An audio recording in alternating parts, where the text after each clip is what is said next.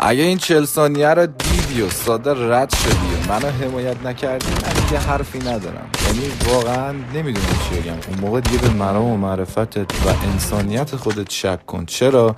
چون یه هموطن داره اینجوری واسط گیم پلی میذاره، این همه شات نمایشی داخل یه دونه مچ برات گذاشته بدون حتی یه بار مردن، داره سالم فعالیت میکنه، سالم میزنه خاطر استعدادش، نه چیت و چیزای دیگه، ولی حمایت نمیشه. چرا؟ چون چشم دیدن همون نداریم. اگه اینا رو خارجی ها بزنن، مرغ همزای گازه، یارو پلیره، ما بزنیم چیتره، چیزی هم بگیم اسمش میشه ناله.